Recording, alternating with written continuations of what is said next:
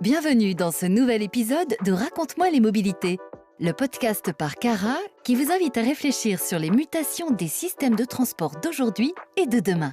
Bonjour et bienvenue dans ce nouveau numéro de Raconte-moi les mobilités.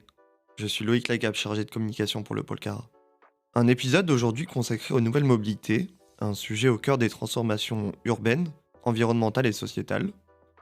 Nous allons explorer une vision innovante de la mobilité de demain, portée par un projet qui réinvente notre manière de se déplacer.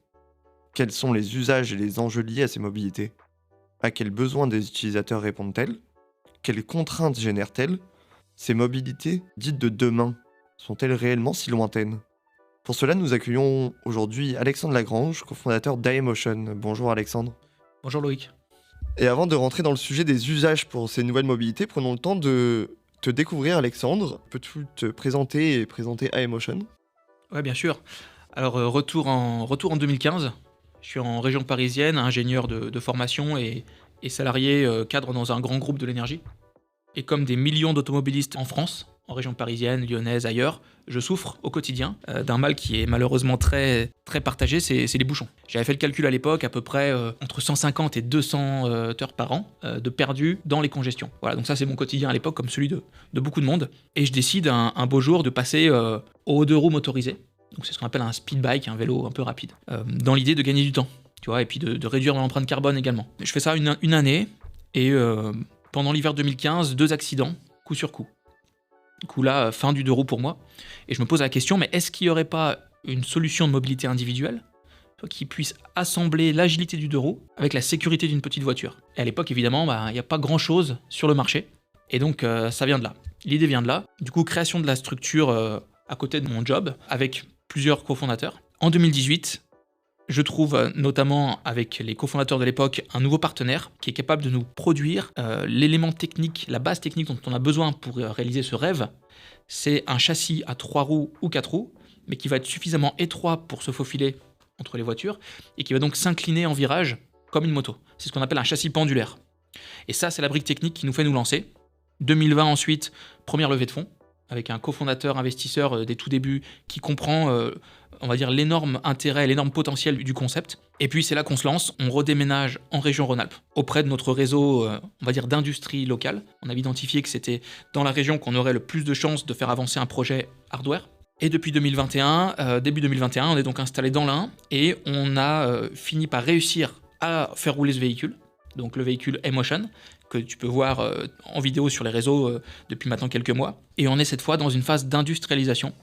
C'est-à-dire que notre objectif maintenant, c'est de transformer ce véhicule qui roule, et qui est en fait encore un prototype, en un produit fini, industrialisé, qu'on peut produire en grande série. Et ça, c'est l'objectif pour fin 2026, date à laquelle on va livrer nos premiers clients early adopters, qu'on appelle nos pionniers, qui peuvent d'ores et déjà s'inscrire dans la précommande qui est ouverte depuis quelques temps. Et donc sur ce sujet, quels utilisateurs tu avais identifiés et ciblés comme étant les plus importants?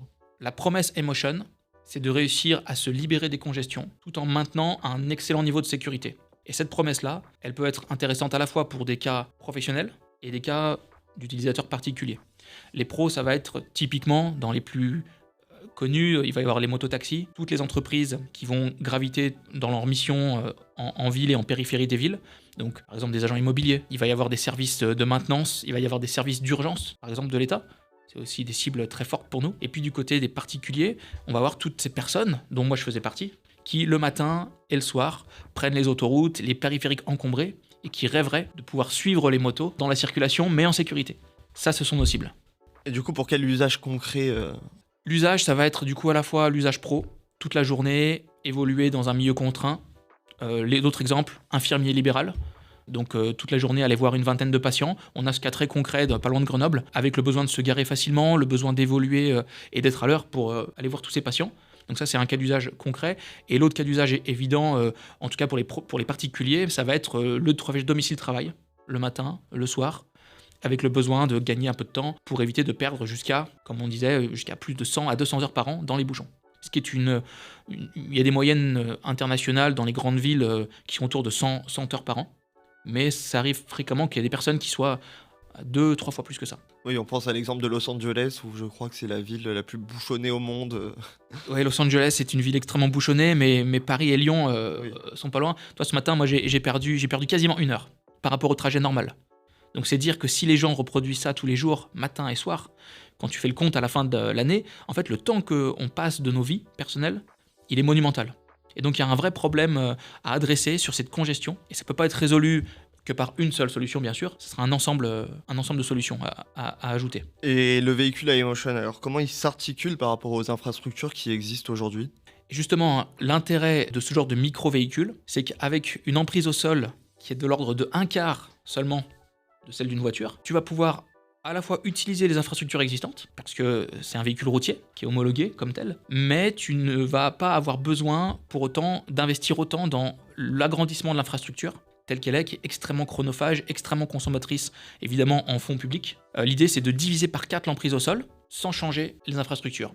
Et donc, en fait, on va désengorger sans rien toucher aux routes, qui est effectivement le problème majeur. Et on sait en plus, malheureusement, que en général, quand on grandit, fait grossir la capacité d'une infrastructure, il y a des chances que ça appelle plus d'usage et que ça sursature par la suite. Donc l'idée, c'est vraiment de diminuer à la source le besoin de place. Un autre sujet qui intéresse beaucoup les gens, notamment ceux présents en milieu urbain et périurbain, c'est le partage de la voie publique entre piétons, vélos et voitures. Est-ce qu'il y a une opportunité pour les nouvelles mobilités comme le véhicule d'Aemotion sur ce sujet, et est-ce que c'est pris en compte dans le travail de design du véhicule? Oui, c'est vrai qu'historiquement, et même si c'est une tendance que beaucoup de municipalités depuis quelques années tendent à faire évoluer, la voiture prend une place importante dans nos vies et dans nos villes. Parce que la voiture, c'est un objet qui fait une certaine surface au sol, qui a une emprise, et donc il faut pouvoir la garer, il faut pouvoir la bouger. Un des grands intérêts en ville des micromobilités, que ce soit Emotion ou d'autres, c'est de diviser le besoin d'emprise au sol et donc le besoin de foncier dans les villes. Quand on dit qu'on peut garer 4 Emotion sur une place de voiture, ça veut dire que, à usage égal, on va pouvoir potentiellement, si on remplaçait les voitures par des Emotion, diviser par 4 le besoin de foncier en ville, et donc diviser par 4 les places de stationnement, diviser par 4 la voirie, si tu veux, qui est réservée à ces usages individuels. Donc l'idée, c'est que favoriser les micromobilités va naturellement, en ville, permettre un meilleur partage de l'espace, pour du coup affecter plus de cet espace aux usages piétons, paysagers, etc. Et donc dans le design, évidemment, par essence, le véhicule est petit, donc il prend peu de place, et on a ajouté des éléments comme ces portes en élytre, qui permettent de s'ouvrir dans des espaces très restreints, et donc ça diminue encore le besoin de surface au sol pour utiliser le véhicule. Et notamment pour le parking, comment le véhicule répond aux infrastructures existantes? Alors c'est un véhicule Emotion qui est homologué en catégorie L5E, et donc c'est la même catégorie que les tricycles lourds routiers. On connaît ces scooters à 3 roues qu'on voit en ville de marque italienne ou française. Le véhicule est dans la même catégorie, donc il a les mêmes droits et devoirs, je dirais, que ces véhicules-là. Donc il peut se garer sur les places réservées au cycle. Et donc il prend effectivement très peu de place puisqu'il fait 80 cm de large seulement pour environ 2,35 m de long. Donc on peut théoriquement en garer 4 sur une place de voiture classique. Il y a également un axe majeur que l'on traite chez Cara, c'est la décarbonation. Est-ce que ces nouvelles mobilités innovantes se distinguent réellement dans l'approche du zéro émission, au-delà de la simple réduction dans l'utilisation des énergies fossiles? Alors, l'intérêt de fond des micro-véhicules, c'est que quand on fait léger, non seulement en effet on va diminuer la consommation d'énergie pour se déplacer, mais on va également diminuer la quantité d'énergie déjà globale sur tout le cycle de vie pour fabriquer le véhicule, donc de sa fabrication jusqu'à son recyclage, et on va diminuer les quantités de matériaux. On sait que c'est un problème stratégique aujourd'hui, avoir assez de matériaux pour construire le véhicule. On se pose la question sur la partie des batteries, évidemment. On parle de terres rares pour les moteurs. Donc il y a tout un tas de sujets aujourd'hui qui, quand on arrive avec une proposition qui représente moins d'un 1/6 du besoin en termes de quantité de matériaux, tu veux, prend une toute autre dimension. Donc l'idée, c'est de diviser à la source le besoin de matériaux et d'énergie. Donc un véhicule léger, ça va être à la fois intéressant, en effet, pour les économies de CO2 sur le cycle de vie, pour les économies de matériaux, très souvent également pour l'emploi local, donc le volet social, puisque c'est des véhicules dans la filière des micro-véhicules, Emotion en fait partie, qui sont très souvent fabriqués en France et ou en Europe. Et dans le cas d'Emotion, on est à 80% de valeur ajoutée sur le territoire français. Donc il y a tout un tas d'externalités positives, si on peut dire, à passer du tout véhicule individuel lourd qu'est la voiture à un mix plus équilibré en faveur du micro-véhicule. Est-ce que les pouvoirs publics et les collectivités jouent un rôle dans le développement des mobilités innovantes comme celle-là? Alors oui, ils jouent un rôle, ils jouent leur rôle. L'idée, l'objectif qu'il y aurait pour optimiser, on va dire, l'intégration des micro-véhicules dans le paysage des solutions de mobilité, ce serait que les véhicules soient traités par les collectivités et par les pouvoirs publics de manière équitable avec les véhicules plus lourds que sont les voitures classiques. Je pense notamment aux aides à l'achat. Aujourd'hui, et jusqu'à récemment, ça évolue, mais il y a des bonus, notamment des aides à l'achat pour les voitures de catégorie M, donc les voitures individuelles. Mais pour une personne qui n'aurait pas forcément besoin d'une très grosse voiture, puisqu'il a quelques 30, 20 km à faire au quotidien, matin et soir, il n'est pas incité aujourd'hui à prendre un micro-véhicule, puisqu'il n'a pas du tout les mêmes incitations fiscales et ou d'aide à l'achat. Voilà. Donc c'est quelque chose qui est aujourd'hui un décalage. Il y a quelque part quasiment une distorsion de concurrence du fait de ces aides qui ne sont pas équitables entre les véhicules de catégorie M et les véhicules légers. Et donc ça, c'est quelque chose sur lesquels les pouvoirs publics pourraient et devraient, je crois, se pencher pour favoriser l'émergence de la catégorie. Et pour finir, on va faire un petit jeu de projection. Est-ce que tu peux nous présenter ta vision des mobilités en France dans 20 ans ? Pour moi, dans 20 ans, idéalement, il n'y a pas une solution de mobilité qui s'est dégagée, qui est sortie du lot, mais on est dans un mix de solutions qui sont équilibrées. Et l'idéal, c'est que à chaque besoin de déplacement correspond, on va dire, le bon moyen de déplacement. Ça peut être effectivement, idéalement, un maximum de transports en commun, de mobilité douce, comme la marche et le vélo. Mais c'est aussi dans les déplacements individuels qui ne pourront pas être, on va dire, mutualisés et remplacés par des transports en commun, ça sera le plus possible de véhicules légers. Et évidemment, toujours des voitures pour les cas d'usage où on a besoin de rouler plus vite, plus loin, d'être 4 à bord. Ça sera toujours le cas, évidemment. Mais donc, l'idée, c'est qu'à terme, moi, j'envisage et j'espère l'arrivée d'un mix plus équilibré de solutions de mobilité.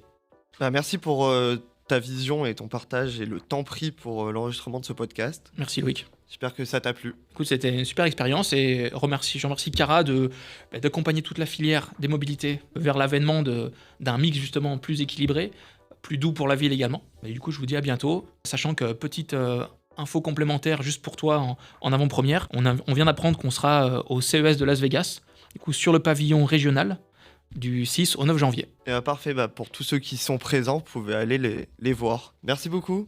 Merci Loïc. Et si vous souhaitez en savoir plus sur Emotion, je vous invite à vous rendre en description pour avoir le lien vers le site internet. Et quant à nous, je vous donne rendez-vous le mois prochain pour un nouveau numéro. Raconte-moi les mobilités, le podcast mensuel proposé par Cara, votre réseau d'acteurs du transport et de la mobilité. Retrouvez tous nos épisodes sur Deezer, Apple Podcasts, Spotify et YouTube.